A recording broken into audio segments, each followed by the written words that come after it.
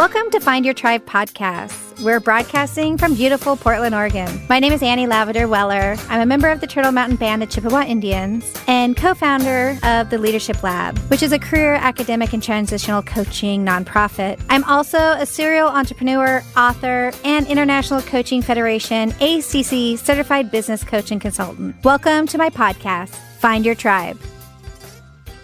Hello, and welcome to another episode of Find Your Tribe. This is your host, Annie Weller, and I am here with the amazing Abigale from this amazing podcast that I was on just a few weeks ago, I believe, called Motivational Monday.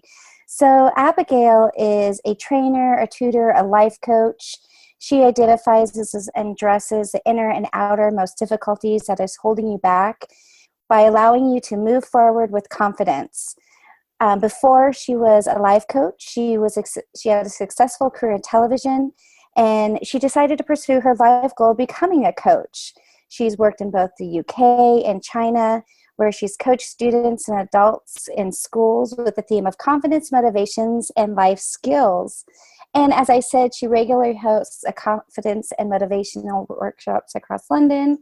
And she also, like I said, has her podcast called Motivational Mondays. Welcome, Abigale.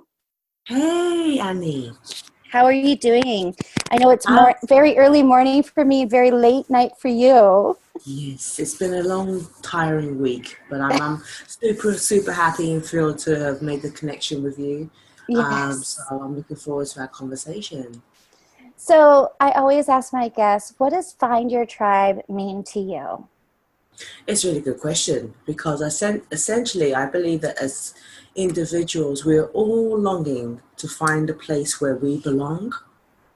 Mm-hmm. At the core of our being, we want to find a place where we belong. And I think finding a tribe for me signifies community. Mm-hmm. It signifies a place where you can connect with people that are on the same page as you, who want whatever the same things out of life that you want, who have the same core values and beliefs. So finding a tribe is finding yourself, it's finding a network, it's finding a community. So how long have you been coaching and in this career? I would say officially, not very long. Officially, it's been a year. Unofficially, It's been all my life. I just didn't know that's what the title was, because I pretty much would say from a very young age I was coaching, mentoring peers and siblings and cousins and whatnot, and didn't know that that's actually the skill set that would one day enable me to become officially known as a coach. So that's really I'll put it in those terms. I'm sure people will get what I mean.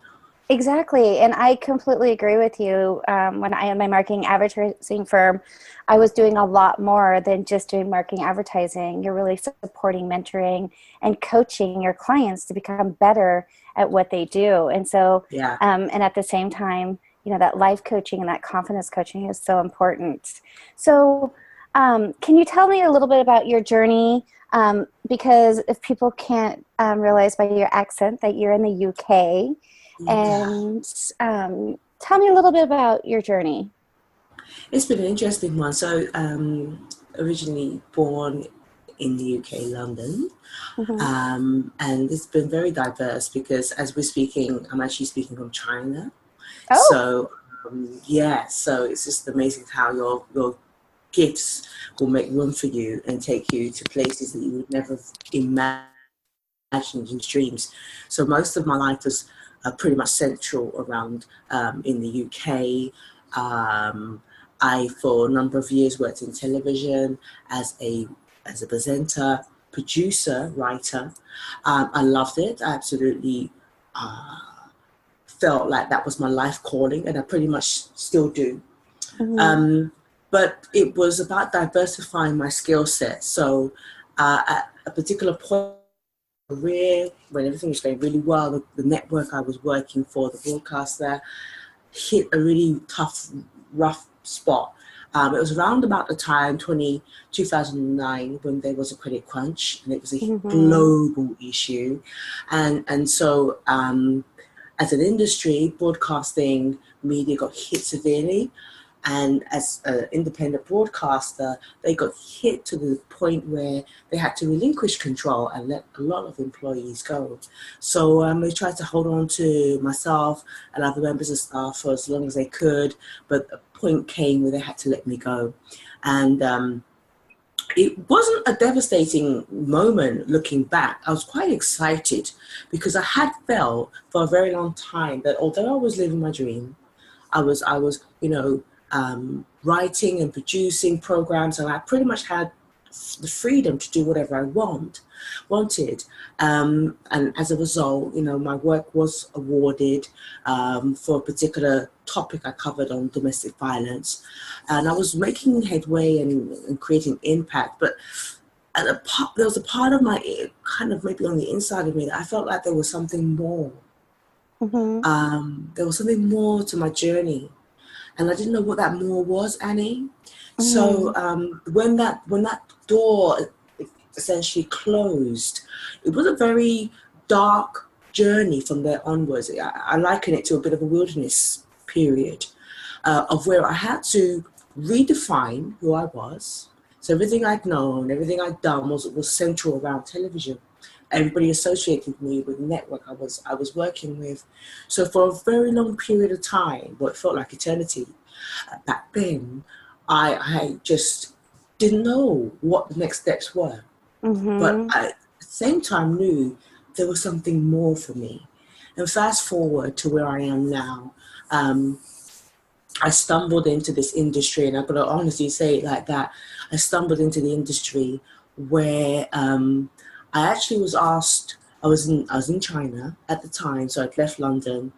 I was in China with my husband, and he'd taken on a teaching role here, and I was asked by a colleague to hold a session with her son around coaching and motivation. She said that he was a bright student, but that she just felt that he wasn't motivated.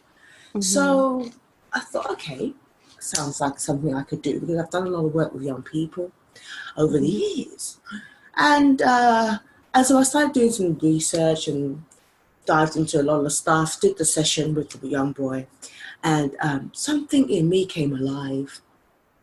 Not only did it help him and spur him on to kind of feel like he could do it and gain a little bit more belief in himself, but I guess for me, it was that aha, that, oh my God, this is what I've always done, even behind my television productions. At the core of everything I've ever done was always to motivate and stimulate people, to have a belief in that there's life beyond where they are, and that there's purpose to their existence. So that was a very defining moment in my journey, Annie. And as a result of working with him, it opened up. It was a catalyst that opened up the career path that I'm on now, which I believe is my life calling. And that is to help ignite the greatness in other people, to give them that glimmer of hope, to give them that glimmer of hope that they have a purpose, that they have greatness in them, and then to help them cultivate the skills that they need to activate that greatness. So I feel the exact same way about my clients, and that each one is unique and special and wonderful. But did you have somebody when you were younger that did something similar for you, that kind of sparked that imagination when you were younger? Because I know quite a few, we call them here in America, not presenters, but reporters. Doing marketing, I did a lot of public relations. And so I met with a lot of them. And so even getting into as a producer and as a presenter is just like a journey in itself. So I was really curious about when you were younger, or even college or university, was there somebody that really sparked your just curiosity and boosted you forward and motivated you? Absolutely. So yes, I would have to go back as far as in the, I think it was the early 90s, coming home from school and seeing Oprah Winfrey on back then we only had in those days, we only had like 4 channels. And seeing this lady on television with this big hairstyle, and just seeing her walking so graciously to the audience and to doing a piece to camera, that was the first seed.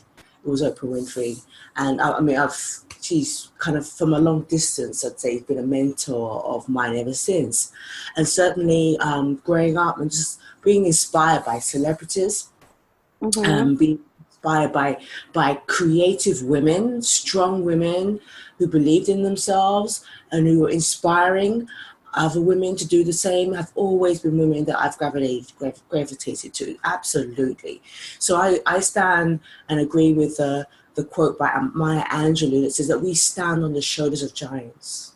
Yes, definitely. Oprah was one of those, as a woman of color myself, being Native American, it's when you see somebody that is so inspirational and so beautiful and graceful and intelligent and funny, and you're just like, can that be my aunt or my mom or my sister?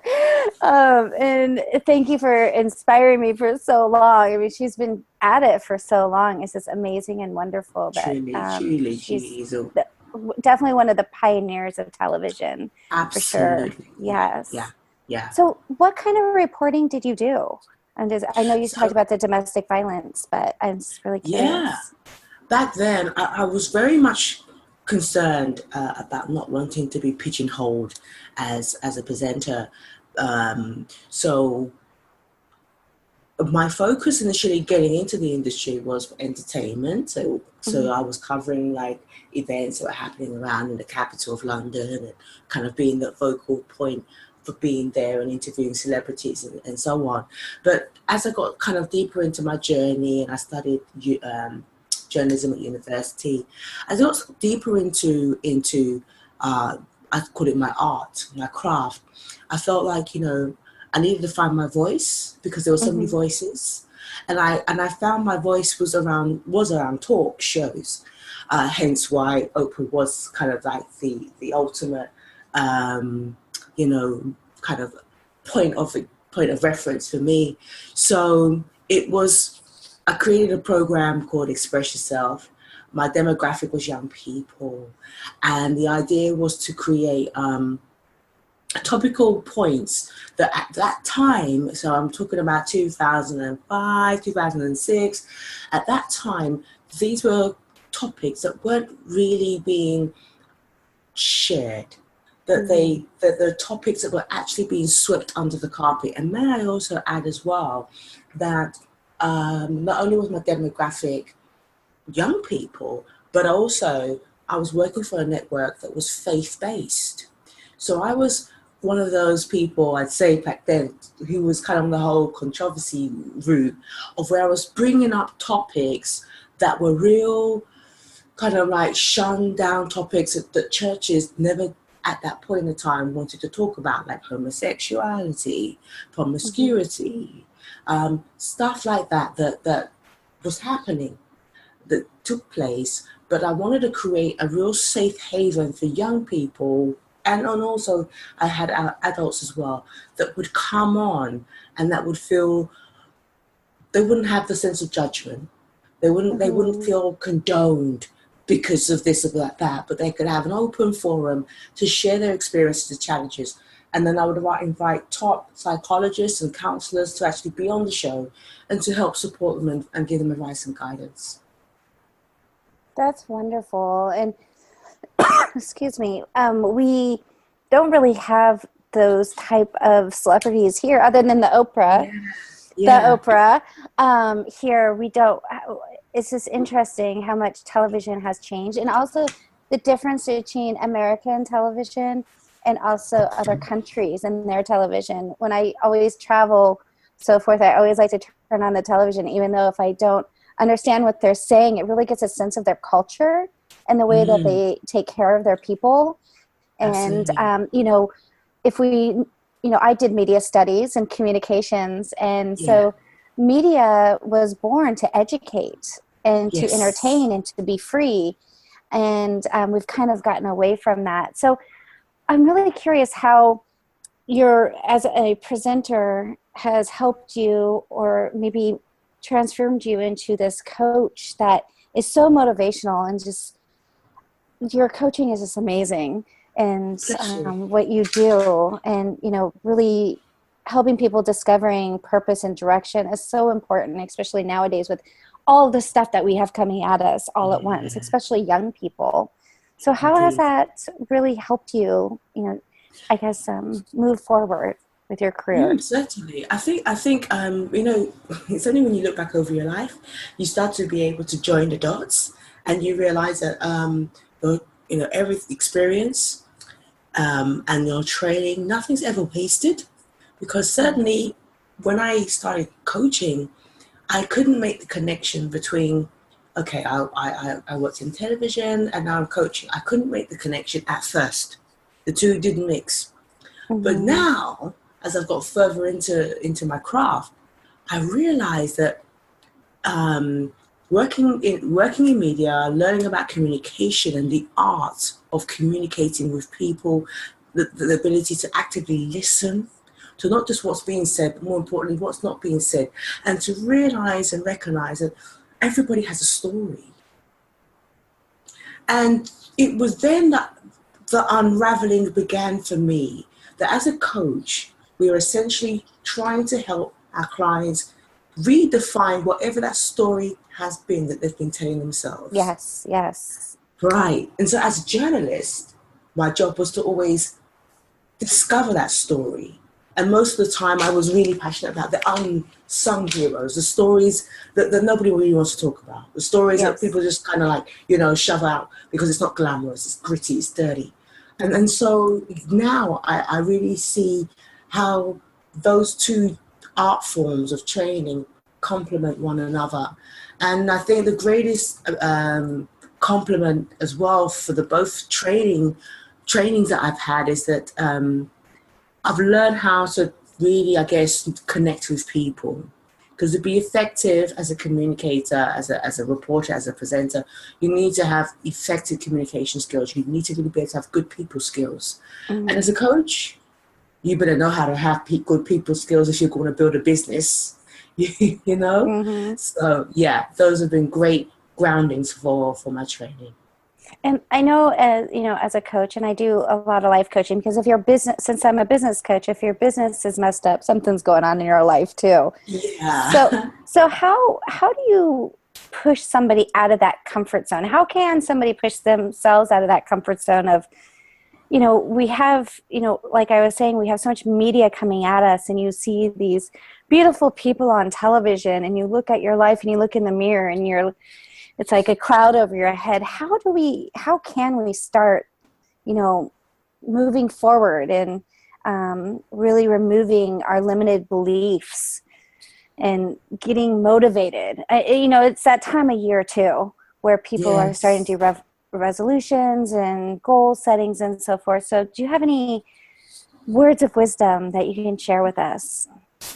Oh, thanks. I think when it really comes right back down to it, there's just a couple of things that I always want to know with any individual that sat with me. And the first thing is, who are you? And I know it's a real simple question, but we wear so many titles and we wear many hats. But who really are you? And once you've had a thought, or you've thought about that, who are you? It's about wanting to know who you are becoming, because sometimes consciously or unconsciously we take on identities from people, places, families, expectations and whatnot, and we forget really who we are, and more importantly who we want to become. Yes. And then with motivation, it really does come back to the word intentions, because as I think it was Zig Ziglar that said it, that motivations get you started, but it's habits that keep you going. So we know that motivation is a great kind of push, boost to get you doing something. But at the core of it, you need to come right back down to the why. And it's stripping that why right down to basics of asking yourself, well, when you started that business, when you started that relationship, when you said you wanted to lose whatever amount of weight, excess weight, when you said you wanted to travel, when you said that you wanted to learn a new language, when you said you wanted to save that amount of money. Yes. What were your intentions behind it? Mm-hmm. And it's about re-examining those intentions. Because if your intentions behind it, and I mean, getting real deep down into the dirt of what made you and why do you want to do that? Why did you set out to do that? Because I think we lose connection with our intentions, because stuff happens and we forget that with every ending point, every destination, there's a process between where you start and when you're going to end. And Yes. we get lost, and I say we because it's happened to me. We often get lost in the middle because it gets real dark in the middle. It gets challenging in the middle. It gets, it's like running a marathon. You start off, you've got so much zeal. You've got so much excitement. I'm going to do this. I've been waiting for this. I've been working for this. I've been training for this all my life. And you start off with all the best intentions. But along that journey, you start to get weary. You get tired. It's taking you far longer than you expected. It's lonely up in here. Yes. Yes. And when all of those things start caving in, they can often override your intentions that you began and started out with. Mm-hmm. So it's coming right back to the reason behind the why, even getting deeper into your why and keeping that as a mantra, as a metaphor that will get you going and become your rod and your staff during the tough times. Because, Annie, it's inevitable that you will face, I will face, we encounter those tough times, those adversities, because it's those times that will prove to us that we really wanted it, that we really are truly intentional to get it. And so nothing ever great comes easy. Yep, I agree 100%. And also, dealing with failures, that's another thing that as coaches that we have to discuss with our clients is, I look at failures as stepping stones towards success. Indeed. We learn, and it's all about this educational journey, this journey called life. And I think things have changed dramatically from what our parents thought. I'm air quoting what life should be versus what our life is to be. I think that our generation is much more focused on living a fulfilled life with a mission and a purpose versus going to work, paying bills, having children, and having this cycle. I was raised by my grandparents, though, so being born in the 30s and 40s, their life and outcome is a lot different than what I think that mine should be. And I think that work and control, and that's one of the hard things for a lot of my clients is to understand that they're in control of their destiny. Yes, and there's going to be some dark times. Is there like one or two things when you're in that dark place that you do personally that you could share that might be able to help us boost? Because I know, again, even though we're celebrating, we're renewing, the winter solstice was yesterday, and we're, the sun is going to start coming out earlier and earlier, and the earth is renewed, we still are down sometimes because the holidays can be tough for people, for sure. Yes. So what kind of advice do you have? That's a great question. Well, firstly, I'm a Christian.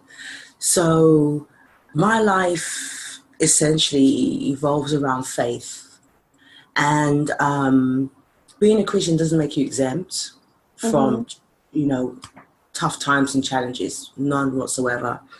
But in those moments and in those hours of despair and uncertainty, for me, I always kind of comfort myself in scripture.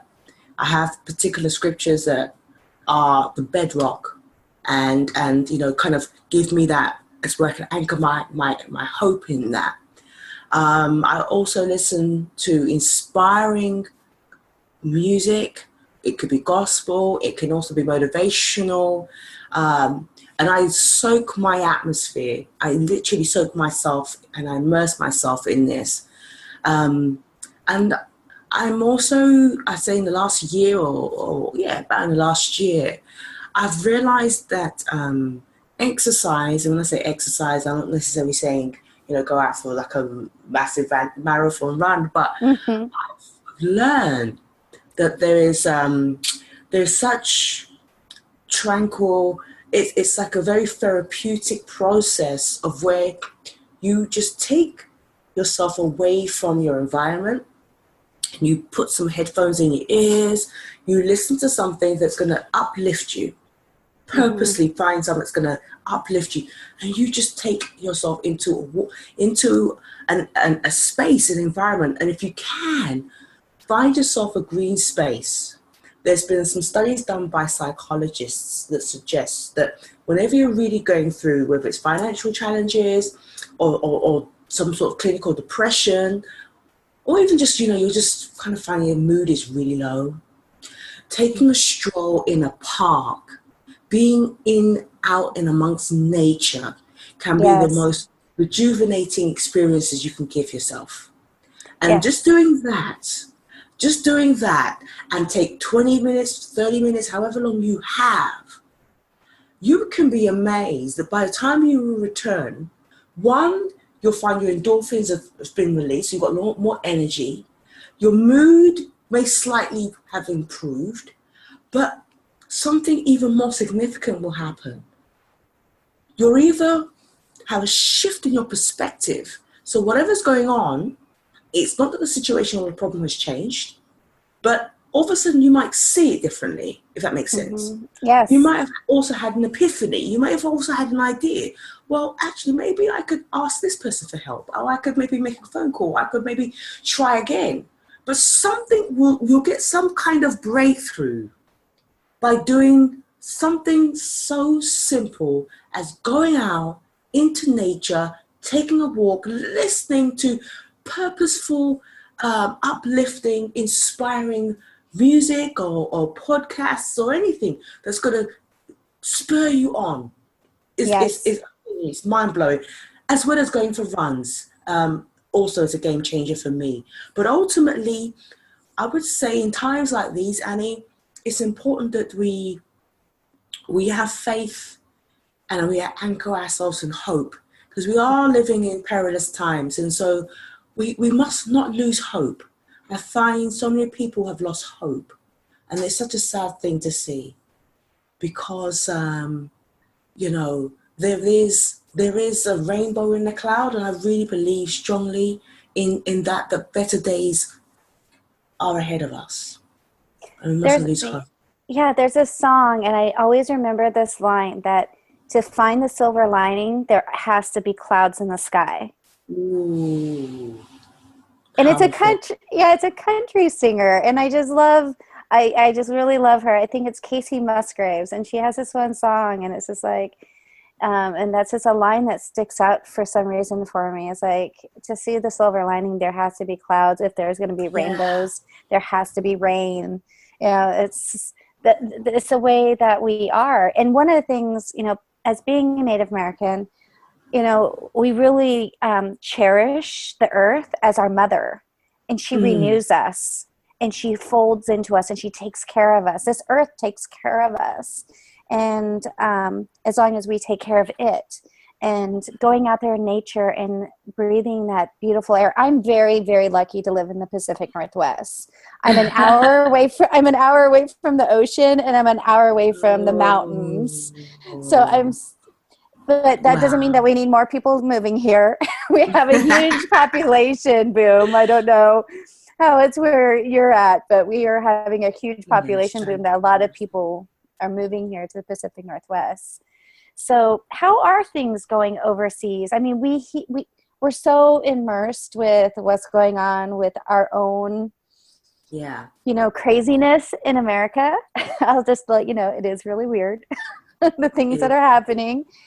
How's things going over there and overseas right now? It's an interesting world over here because, where I'm at right now, which is China, you can almost forget that there's another world outside of where we are, because it's just, everyone here is just kind of in their own bubble.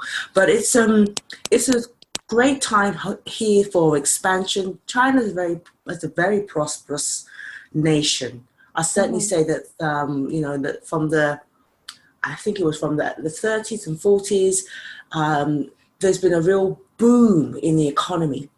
And the China that people kind of remember seeing on television with the sort of mud hats and houses and so on, it's a very different China today, to the point where I was reading an article, I think it was a week ago, about every 15 minutes there is a Starbucks being opened. Wow. Yeah, that says it all, right? That's crazy. We already had that Starbucks boom, because Starbucks is from Seattle, which is only about a 3-hour drive from Portland. So we got Starbucks everywhere. But no, that's just like super interesting that's happening, and just the expansion. Because one of the things that we've noticed here in the States is things are okay. We have a lot of division right now, which is really hurting a lot of, like I'm saying, that depression, especially this time of the year, and everything that's going on, and the fighting, and the news is just very somber. And people, taking divisions even in their own family, where one person is supporting, this party, one supporting this party, and just the fighting. And also the negativity that has came out of the president's support of certain individuals has really affected. And where that has also, when you bring up, those dark things, it's going to change the whole community. And that's one of the things that we're very lucky as coaches, is that we get to, find that silver lining in that cloud. And so thank you so much for sharing, some of those tips that you do personally. And I agree with you 100%. Getting out there in nature is so important. Disconnecting from the television and from all the stuff and the screaming kids and so forth.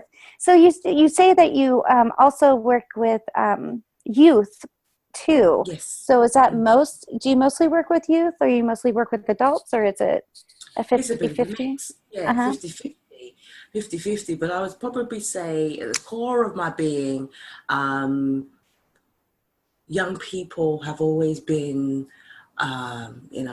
in my heart, really. I love everybody. I love working with everybody. But I think as a young person myself, once upon a time, struggling to find my identity, struggling to find where it is that I fitted, I identify with a lot of young people today and the struggles that they face.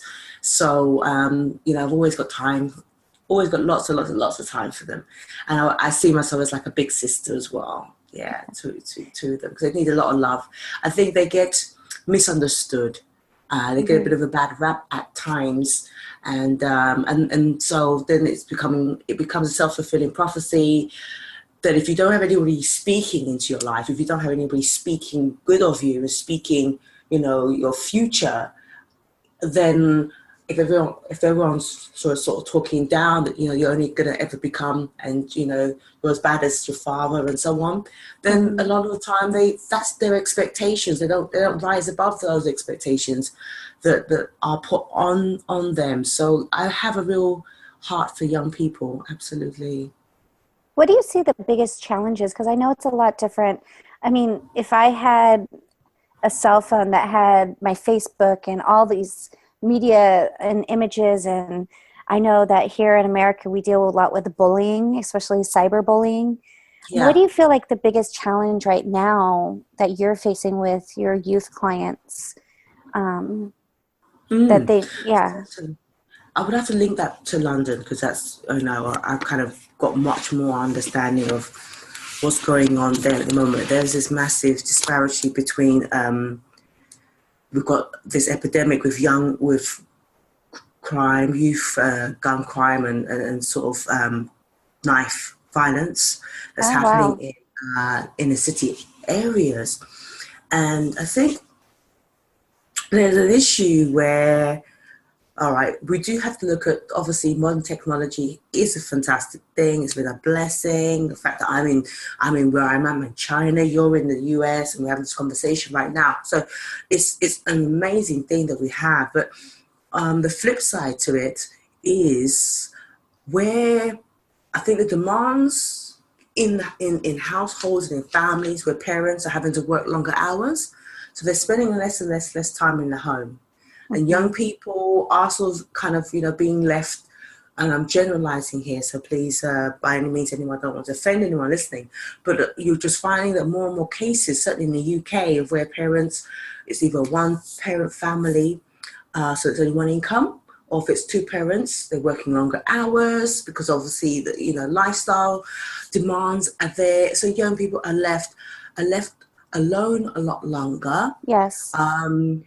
And are exposed to a lot of stuff, negative stuff on the internet and whatnot, because they're a little bit idle, they've got too much time on their hands. And then comes this identity, place of belonging, finding your tribe, which is the first question you asked me. Mm-hmm. So it's that thing with young people, they're in that age and that stage where they're trying to find themselves still. If you remember, but I remember that stage where I was just trying to find where I fitted, trying to find where I belonged. And you get a couple of young people that are in that same place of just not sure where they fit, not sure, of themselves, and they just get connected to the wrong type of friends or peers. And before you know it, they just, because they're all looking for a place of belonging. They're all looking for a place of assurance. They need to be affirmed. And if they're not getting affirmed at home, if they're not getting affirmed in school, but they're being affirmed by somebody, that's a peer on the street, in the neighborhood, whatever, that's making them feel good, that's where they're going to go. Mm-hmm. And so what we have pockets and clusters of young people, and all they're looking for is love, but in all the wrong places. All they're looking for is affirmation, but they're not getting it from the right places. And so wherever they're getting it from, and unfortunately it tends to be in these dark spaces, that's what's going on. And then before we know it, what's been happening in the UK is, and that pretty much has happened from the US as well, is where you're having, groups of young people turning on one another, fighting, killing each other over the most stupidest thing. It's unbelievable.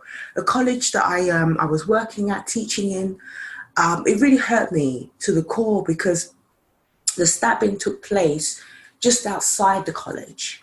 And it was a young student, must have been 17 years of age, had a fight with another young person out on the street, and the stabbing instantly killed him. I think he was killed on the way to the hospital.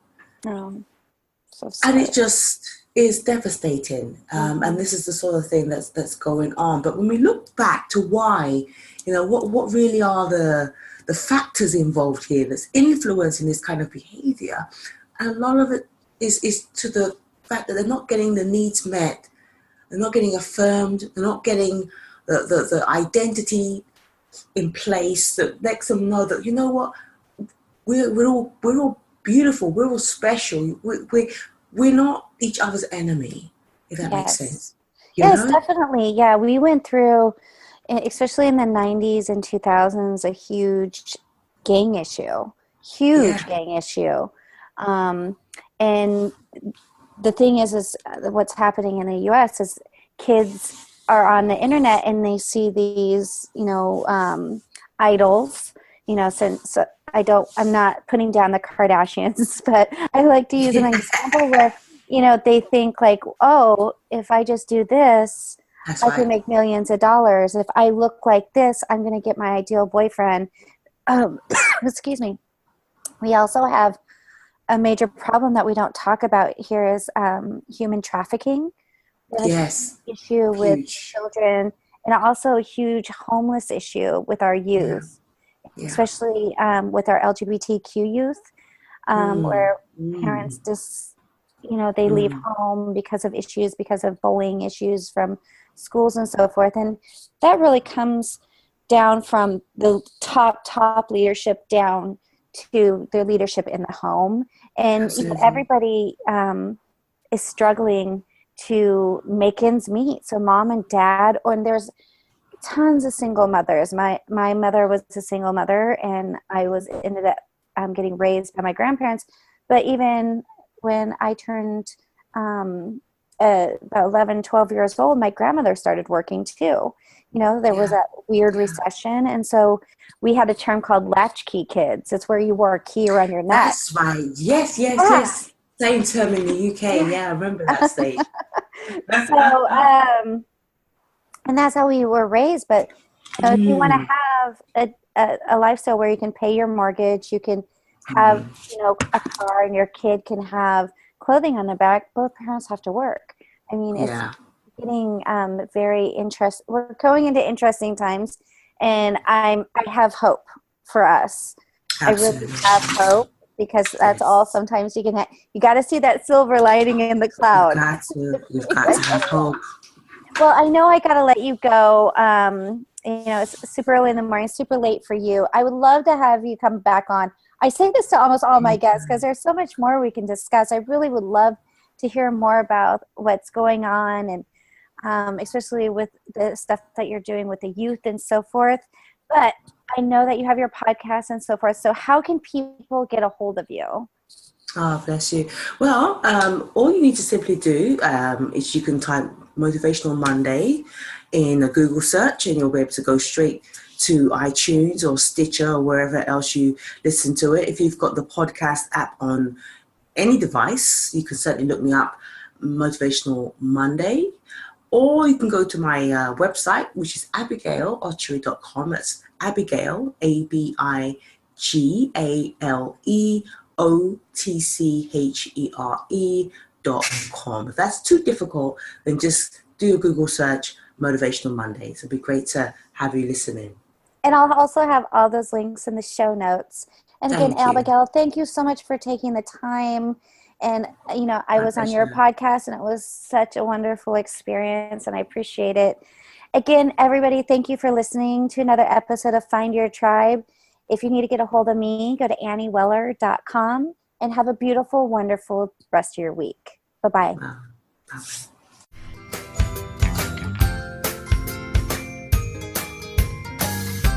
Find Your Tribe podcast is a conversation with guests addressing all aspects of what makes our businesses and personal lives unique. We will balance traditions with new methods, respecting the past while acknowledging the need to embrace new methods and technologies. Finding Your Tribe podcast uncovers the personalities behind the businesses, the leaders who paved the way, and the essential heart of what makes our tribes run. Please visit me at annieweller.com for more information.